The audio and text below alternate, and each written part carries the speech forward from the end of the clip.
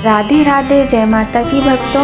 आप सभी का स्वागत करती हूँ स्पिरिचुअल ज्ञान साधना में और आप सभी से अनुरोध करती हूँ कि स्पिरिचुअल ज्ञान साधना को सब्सक्राइब कर लीजिए और बेल आइकन को प्रेस कर दीजिए ताकि आपको नई नई वीडियोस का नोटिफिकेशन मिलता रहे। श्री शिवाय नमस्तुभ्यम। धार्मिक मान्यताओं के अनुसार हिंदू धर्म में प्रदोष व्रत का बहुत अधिक महत्व होता है। जय माता की, राधे राधे। कैसे हैं आप सभी लोग? आशा करते हैं सभी लोग बहुत अच्छे होंगे। बताने के लिए कमेंट में जय माता की, राधे राधे अवश्य ही लिखिएगा।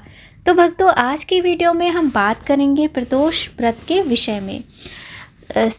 सितंबर में जो प्रदोष व्रत आएगा वो कब आएगा, साथ ही पितृपक्ष में आने वाला प्रदोष व्रत की डेट क्या है और बहुत अच्छी महत्वपूर्ण जानकारी आपको आज की वीडियो में मिलने वाली है। तो वीडियो में शुरू से अंत तक बने रहिए, आपको बहुत अधिक लाभ मिलेगा।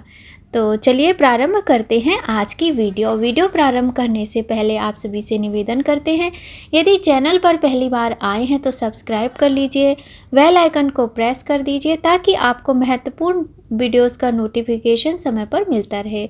तो भक्तों, जैसा कि हम सभी जानते हैं कि पितृपक्ष चल रहा है और पितृपक्ष में आने वाला प्रत्येक दिन हम सभी के लिए अत्यंत महत्वपूर्ण है। और ऐसे में जब प्रदोष व्रत की बात हम करते हैं और पितृपक्ष में प्रदोष व्रत आता है आश्विन महीने के कृष्ण पक्ष में, तो उसका महत्व और अधिक बढ़ जाता है। धार्मिक मान्यताओं के अनुसार हिंदू धर्म में प्रदोष व्रत का बहुत अधिक महत्व होता है। जो लोग भगवान शिव की पूजा करते हैं, जो भक्तगण भगवान शिव को मानते हैं, उनके लिए यह व्रत बहुत अधिक महत्वपूर्ण होता है। प्रत्येक महीने के कृष्ण पक्ष और शुक्ल पक्ष दोनों ही तिथियों में, दोनों ही पक्षों में प्रदोष का व्रत आता है, जो कि त्रयोदशी तिथि को रखा जाता है। त्रयोदशी तिथि के दिन प्रदोष काल में भगवान शिव और माता पार्वती की पूजा की जाती है। इस काल में भगवान शिव और माता पार्वती की पूजा करने से बहुत अधिक पुण्य फल की प्राप्ति होती है और मनोवांछित फल मिलता है। वर्ष 2024 के आश्विन माह के कृष्ण पक्ष की त्रयोदशी तिथि 29 सितंबर दिन रविवार को शाम 4:47 पर शुरू होगी और यह तिथि 30 सितंबर को शाम 7:06 पर समाप्त होगी। वहीं 30 सितंबर को शाम 7:06 से भद्राकाल लग जाएगा, जिसका समापन 1 अक्टूबर को सुबह 6:14 पर होगा। अब देखिए, हमारे मन में ये भी बहुत सारे सवाल हैं कि क्या आश्विन मास का प्रदोष व्रत रविवार को रखा जाएगा या सोमवार को रखा जाएगा, क्योंकि जब भी इस तरह की कोई तिथि आती है तो बहुत अधिक संदेह की स्थिति उत्पन्न हो जाती है। लेकिन बिल्कुल भी परेशान ना हो, क्योंकि यह व्रत इस बार दोनों दिन ही रखा जाएगा। रवि प्रदोष व्रत भी हो सकता है और सोम प्रदोष व्रत भी। तो जो आपका मन करे आप रख सकते हैं। और देखिए, रविवार को जब ये व्रत पड़ता है तो इसे रवि प्रदोष व्रत कहते हैं और सोमवार के दिन होने पर ये सोम प्रदोष व्रत कहलाता है। तो आप सोमवार को ये व्रत कर सकते हैं और रविवार को भी ये व्रत कर सकते हैं। इसमें किसी भी तरह का कोई संदेह मन में मत रखिएगा। अब हम बात कर लेते हैं कि किस प्रकार से इस व्रत में पूजा की जाती है। भगवान भोलेनाथ और माता पार्वती, उनकी पूजा करने से व्यक्ति की समस्त मनोकामनाएं पूर्ण होती हैं। यदि रविवार का व्रत करते हैं प्रदोष का, तो रविवार के दिन आरोग्यता, उत्तम स्वास्थ्य की, यश की प्राप्ति होती है। वहीं सोमवार के दिन प्रदोष व्रत रखने से, सोम प्रदोष व्रत होने के कारण इस व्रत को रखने से संतान की प्राप्ति होती है, अन्न धन की प्राप्ति होती है, सुख समृद्धि की प्राप्ति होती है और धन की कमी तो जीवन में कभी होती ही नहीं है, क्योंकि भगवान भोलेनाथ और माता पार्वती का ये व्रत हमें अत्यधिक पुण्य फल देने वाला होता है, समस्त मनोकामनाओं को पूर्ण करने वाला होता है। इस दिन शिव जी के साथ माता पार्वती की पूजा अवश्य ही करनी चाहिए और ऐसा करने से व्यक्ति को सुख समृद्धि के साथ साथ अत्यधिक पुण्य फल की प्राप्ति भी होती है। हर महीने की कृष्ण पक्ष और शुक्ल पक्ष की त्रयोदशी तिथि को ये व्रत किया जाता है, जैसा कि हम आपको बता चुके हैं। अब हम जान लेते हैं कि प्रदोष काल में क्या समय रहेगा इस व्रत को करने का, कि हमें किस समय इस व्रत को करना है। तो चलिए समय आप नोट कर लीजिए।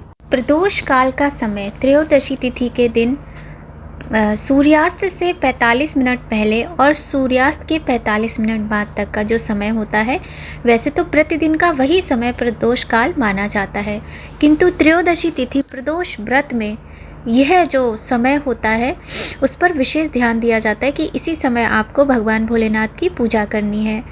तो शाम को सूर्यास्त से लगभग 45 मिनट पहले से लेकर सूर्यास्त के 45 मिनट बाद तक पूजा का समय होता है। इसी प्रकार से आप रवि प्रदोष व्रत में पूजा कर सकते हैं। अब सोमवार को पड़ने वाले सोम प्रदोष व्रत के समय को जान लेते हैं। तो सोमवार को जो पूजा का समय है वो रहेगा 5 बजकर शाम को 26 मिनट से 6 बजकर 26 मिनट तक। तो शाम का ये समय है 5 बजकर 26 मिनट से 6 बजकर 26 मिनट तक का। इस बीच में आपको पूजा कर लेनी है। और भगवान भोलेनाथ की पूजा में आपको दूध, दही, शक्कर, घी, शहद, गंगाजल, ये सारी चीज़ों से पंचामृत बना लेना है।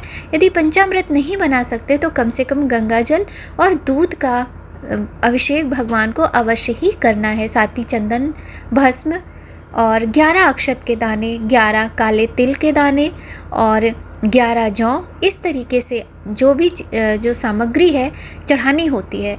11 बेलपत्र और 11 दूर्वा भी आप भगवान गणेश को अवश्य ही चढ़ाएं। माता पर पार्वती के लिए सुहाग सामग्री चढ़ानी चाहिए, जैसे चुनरी है और जो भी सुहाग सामग्री आप चढ़ा सकते हैं आप चढ़ाइए, बहुत ही शुभ रहता है। साथ ही पितृपक्ष में पड़ने के कारण इस प्रदोष व्रत में आपको अपने पितरों का नाम लेकर भगवान भोलेनाथ के शिवलिंग पर काले तिल जल में डालकर अवश्य ही अभिषेक करना चाहिए। और उस समय आपको अपने पितरों को वो जल ध्यान में रखकर भगवान भोलेनाथ का अभिषेक करना है। ऐसा करने से आपका यदि कुंडली में पितृ दोष है तो आपको बहुत आराम मिलेगा। और भोलेनाथ तो देवों के देव महादेव हैं, हर बीमारी का इलाज उनके पास है। कहने का तात्पर्य है कुंडली है या फिर कोई ग्रह दोष है, जो भी है सबका इलाज भगवान भोलेनाथ ही करते हैं और माता जगत जननी उनके साथ सदा विराजती हैं। तो आप इन बातों का, छोटी छोटी सी बातें हैं, बस आपको ध्यान रखना है। सुबह के समय भी आपको पूजा करनी है और सुबह आप सूर्योदय के समय पूजा करें, सूर्योदय से पहले पूजा करें, सूर्य भगवान को जल अर्पित करें। तुलसी आदि के पौधे आपने घर में लगाए ही होंगे तो वहाँ जल चढ़ाएं, दिया जलाएं। इसके बाद आप भगवान भोलेनाथ के जो शिवलिंग आपने रखे उनका पूजन करें। यदि नहीं रखे हैं तो आपके पास जो फोटो है, मूर्ति है, उनका पूजन करें। कुछ ना कुछ मौसमी फल भोग में लगाएं। यदि वो भी नहीं है तो आप चीनी या गुड़ आदि का भोग भी लगा सकते हैं। इसके अतिरिक्त शाम के समय प्रदोष काल का जो पूजन है वो आपको अवश्य करना है और संकल्प व्रत का आपको सुबह ही ले लेना है। प्रदोष काल में आप शिवालय में जाकर पूजा करें, भगवान शिव जी के मंदिर जाएं, उनके दर्शन करें और जिस तरह की सामग्री बताइए उससे आप उनका पूजन करें। साथ ही प्रदोष व्रत की कथा पढ़ें। यदि रविवार को आप प्रदोष व्रत रख रहे हैं तो रवि प्रदोष व्रत की कथा पढ़ें या सुने, और सोम प्रदोष व्रत रख रहे हैं तो सोम प्रदोष व्रत की कथा पढ़े या सुने। उसके बाद आपको आरती करनी होती है। ऐसा करने के बाद भगवान से आप अपनी मनोकामना के लिए भगवान से आप प्रार्थना करें और भगवान के मंत्रों का जाप आप निरंतर करते रहें। आप ऑफिस जाते हैं या आप घर में हैं, खाना बनाते समय जो हमारी बहनें हैं और माताएं हैं वो लोग ओम नमः शिवाय या श्री शिवाय नमस्तुभ्यम का जाप कंटिन्यू करते रहें। तो आपको यदि कथा की वीडियो चाहिए हो तो आपको हमारे चैनल पर मिल जाएगी। आज की वीडियो में बस इतना ही। अगर आपको वीडियो थोड़ा भी अच्छा लगे तो लाइक कर दीजिएगा, पहली बार आए हो तो सब्सक्राइब कर लीजिएगा। अपना प्यार, सपोर्ट, आशीर्वाद ऐसे ही बनाए रखिए नीलू मिश्रा के साथ। तो आप सभी लोगों पर भगवान भोलेनाथ और माता पार्वती की कृपा सदा बनी रहे। जय माता की, राधे राधे।